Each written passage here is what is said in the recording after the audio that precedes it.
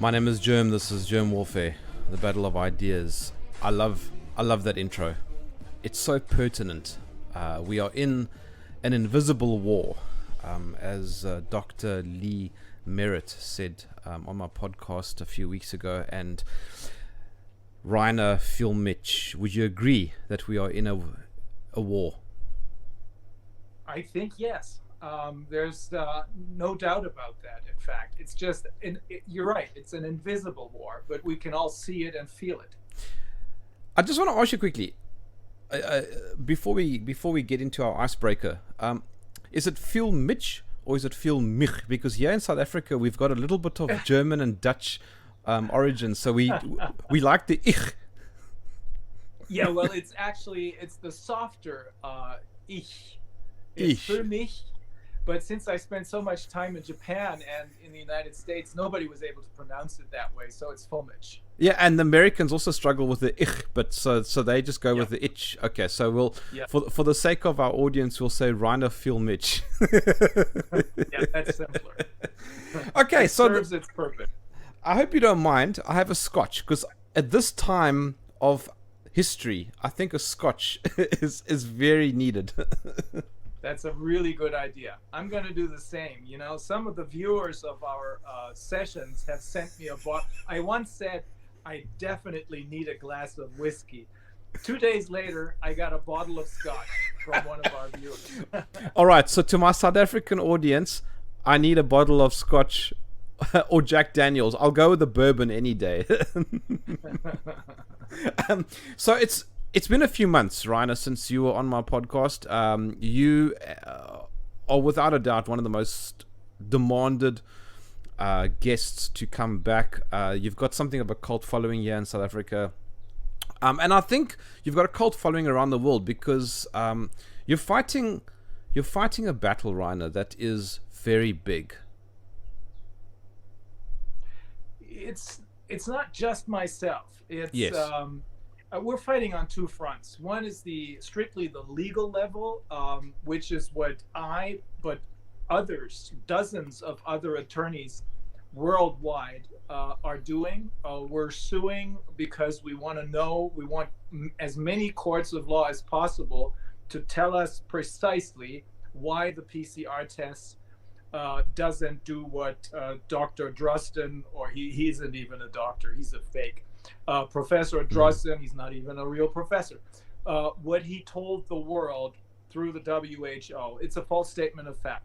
So we're trying to get as many court decisions as possible. We're lucky because the day before yesterday, we got another one from a Vienna court in Austria. And but the ultimate goal is, of course, to sue those who are responsible for damages, and that is only possible in those Anglo-American countries. And the other job I have is, of course, the one with the Berlin Corona Investigative Committee, which turned out to be a platform which in the end is evidently collecting evidence for these lawsuits inadvertently. So okay, right. So let's quickly just go back a little bit, Ryan, if you don't mind, for those who A, aren't aware of who you are, and B, our last conversation. So let's just go back. What is it that you're doing?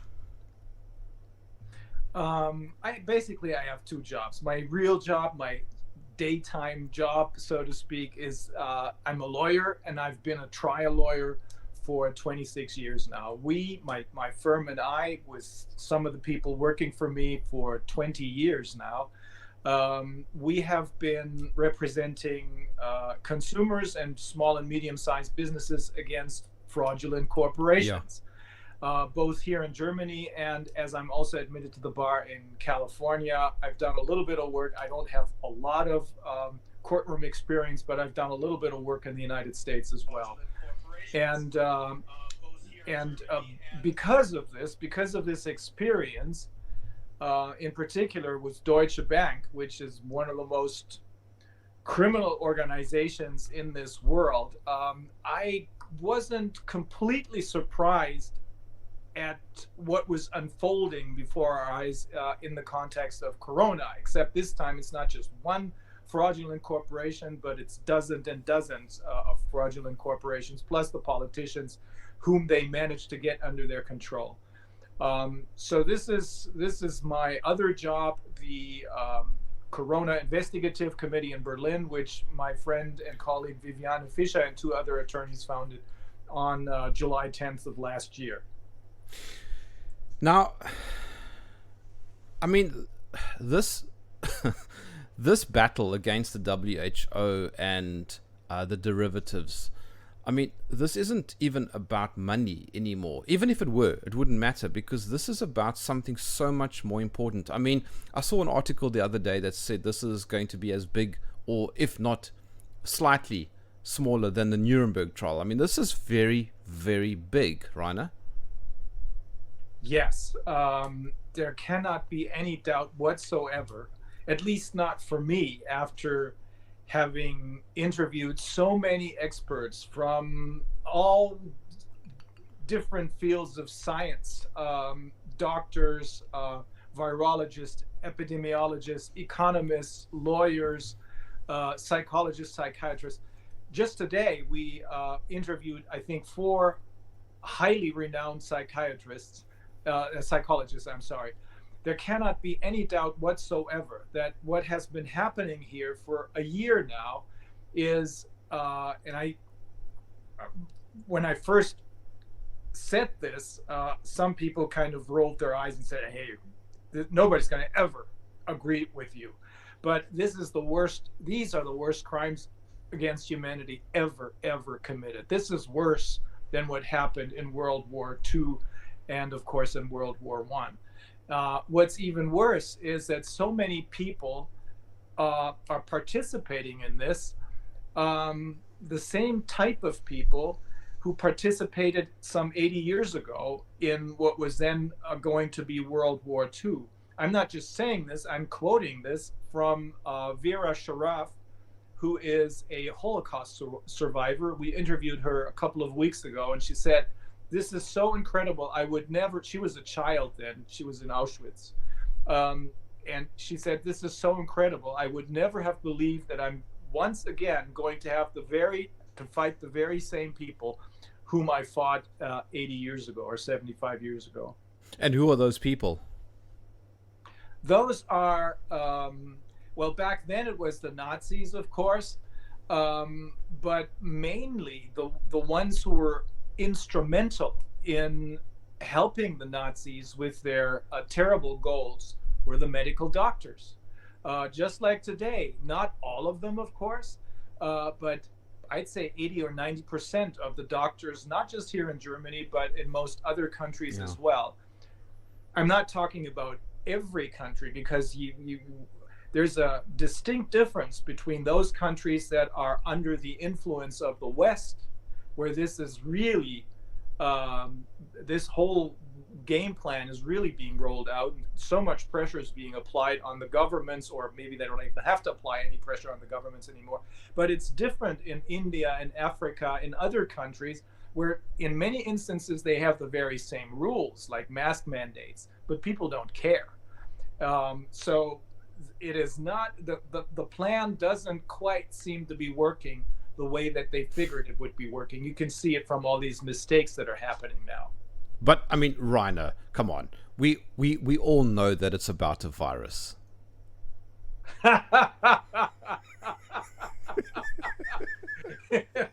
That's pretty cool.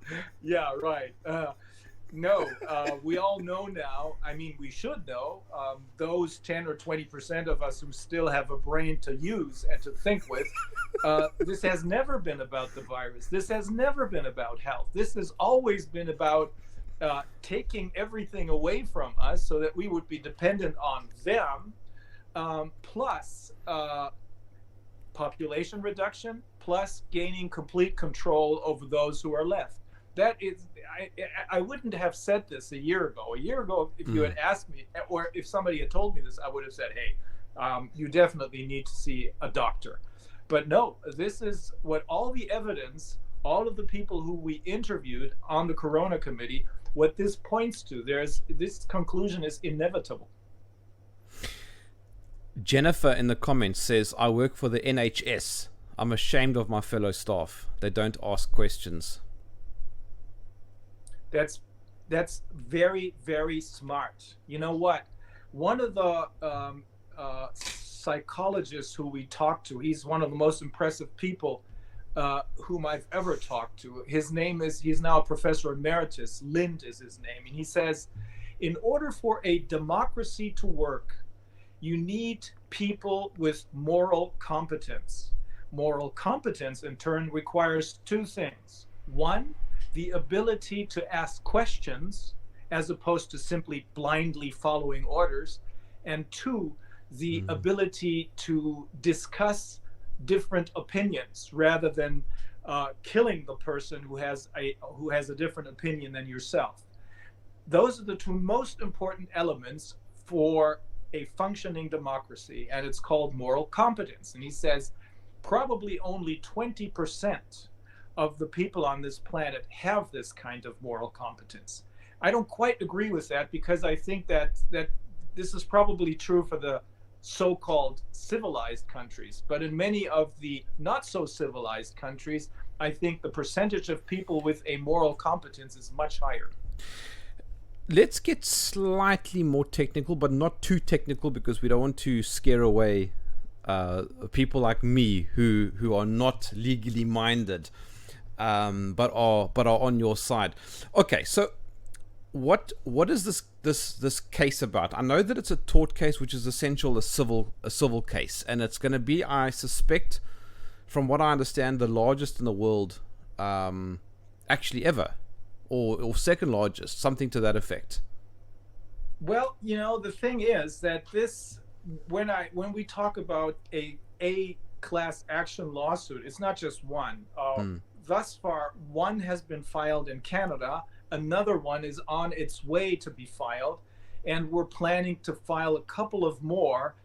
We means the colleagues, my Anglo-American colleagues, because I'm just one of the people who is trying to put together the evidence by filing many other lawsuits, many other individual lawsuits, for example, in Germany, in order to get the courts to say Drosten is lying to you.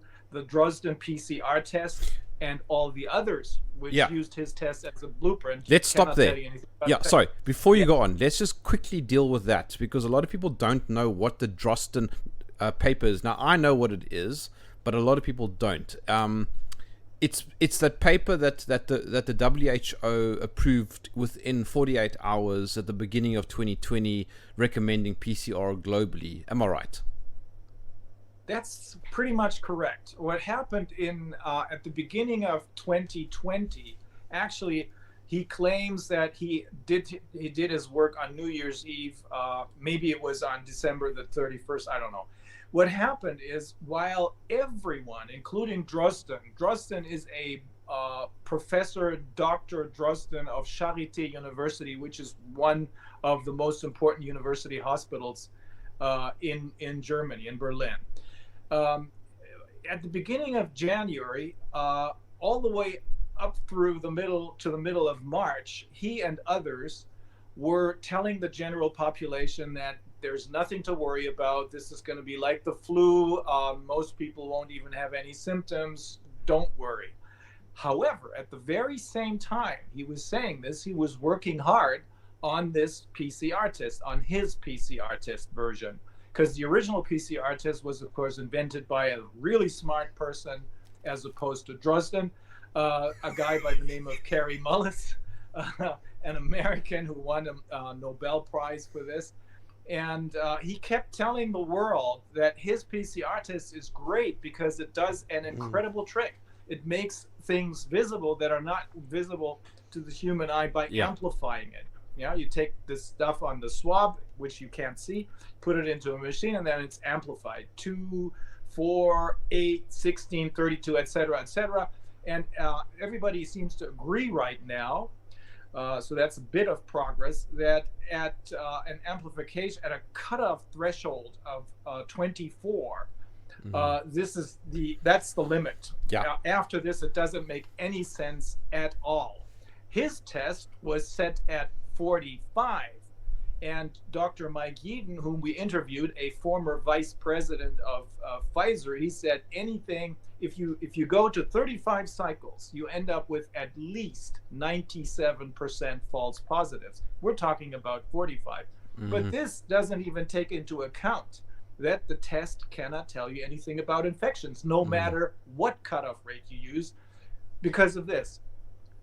It cannot distinguish between live and dead matter. I mean, I could put this in more scientific terms if I were a scientist, but I'm using the legal language that I'm using in my briefs. It cannot distinguish live and dead matter, meaning whatever it tests positive to may very well be just a trace of a fragment of a virus, could be your body's successful, your body's immune system successful fight against a common cold or the seasonal flu.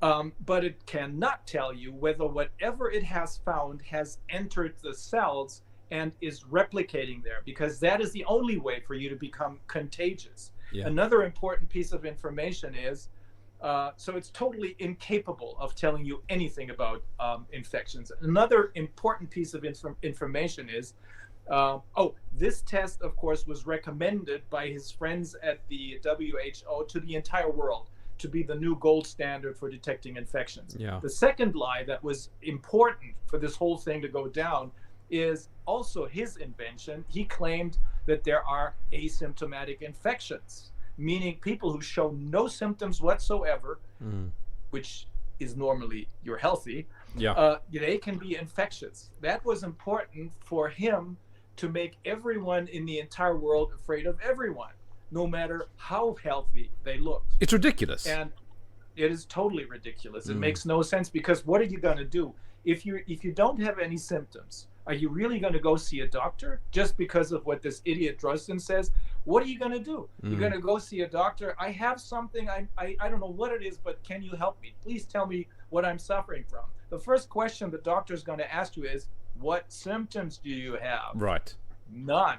No, but I mean, but medicine has gone back to the 1700s, Rainer. I mean, now you're sitting with some sort of zombie apocalypse. You have to hold your breath when you walk past people in case there's some sort of virus that's waiting to jump on you. It's ridiculous. Perfectly healthy people now are considered biohazards. Yeah, it doesn't make any sense. The good thing is that in the meantime we have two decisions. There are going to be more, but we have two decisions by courts of law that say that this Drosten test doesn't even come close to telling you anything about infections. The first decision is about 4, 5, 6 months old, I think. It was a decision by a Portuguese appellate court, which held that these Drosten tests, these PCR tests, can't tell you anything about infections. It was about 4 German tourists, I think, who were quarantined because one of them tested positive. And the second decision is only 2 days old. We got it 2 days ago, I think, or maybe it was yesterday, from a Vienna court. And it again holds very clearly that these tests cannot tell you anything about infections. Now, the big question is, how many more decisions do we need until the class actions for damages are going to pick up real speed? They are pending, but there are going to be more such cases. And we are very optimistic right now, because we can see all the mistakes that are being made by the other side, that we are close to a tipping point, so that this whole thing, the power structure will be completely different after we reach this tipping point, and then we can, or the colleagues who are working on these class actions for damages, they're going to be able to concentrate on that. And some of them, in particular in the United States, have some pretty good ideas about how there are different legal avenues to go after the pharmaceutical and the tech industry, and maybe the financial industry as well. I know about